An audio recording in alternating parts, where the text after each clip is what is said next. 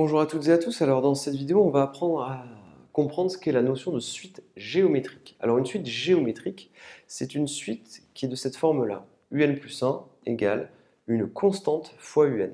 Un plus 1 égale une constante fois un. Évidemment, on a le terme de rang 0. Évidemment, sans celui-là, on ne peut rien faire. Alors, comment est-ce que ça fonctionne?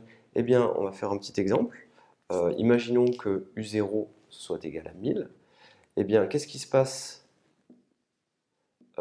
pour le rang d'après? Eh bien, U1, ça sera égal à 1,20, le tout multiplié par 1000. 1,20 multiplié par 1000, eh bien du coup, ça nous fera combien? Ça nous fera 1200. U1 vaut 1200. Comment est-ce que je fais pour calculer U2?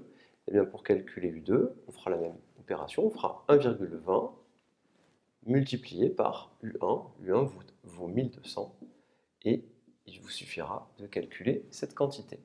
Alors, dans la vie courante, à quoi correspond la notion de suite géométrique? Eh bien, rappelez-vous les taux d'évolution. Imaginez que vous ayez une quantité, d'accord, 1000, et que cette quantité augmente de 20%. Alors, quel calcul va-t-on faire? On a nos 1000 euros, et cette quantité augmente de 20%, donc on fera plus 20% de 1000. Ça sera le prix final. 20% de 1000. Petite opération que je vais faire, je vais factoriser par 1000 cette quantité. Donc je vais obtenir 1000 fois, parenthèse, 1 plus 20 sur 100.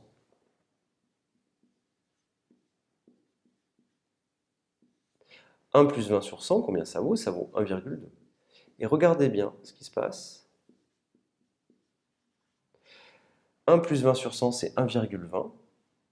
Eh bien, vous voyez que quand une quantité augmente de 20%, eh bien en fait, on prend notre quantité initiale et on a juste à la multiplier par 1,20, c'est-à-dire 1 plus t sur 100. Rappelez-vous, quand une quantité augmente de t%, pour avoir le prix final, P indice F, le prix final, je prends le prix initial et je le multiplie par 1 plus ou moins t sur 100.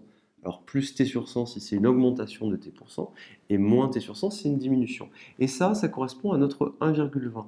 Eh bien, les suites géométriques, elles s'appliquent bien dans le cas où on a des augmentations en pourcentage ou des diminutions en pourcentage, car le coefficient qui est ici, eh bien, ça sera notre coefficient qui nous permettra de voir le prix après une augmentation. Donc si c'est un plus, c'est pour une augmentation, si c'est un moins, c'est pour une diminution.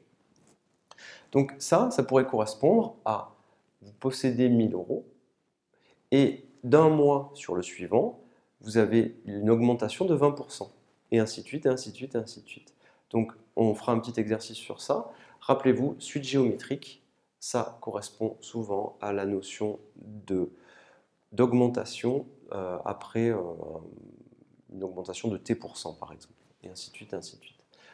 Suite géométrique, très important de connaître la définition. Comment fait-on pour savoir si une suite est géométrique? Eh bien, en pratique, il suffit de calculer un plus 1 sur un. On calcule un plus 1 sur un, et ce qu'on va faire, c'est qu'on va montrer que c'est égal à une certaine constante Q. Donc on calcule un plus 1 sur un, et on montre que c'est égal à une valeur constante Q.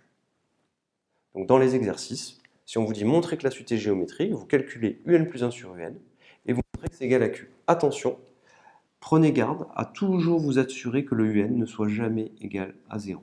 Donc il faudra le préciser dans les exercices. Je vous remercie et à très bientôt.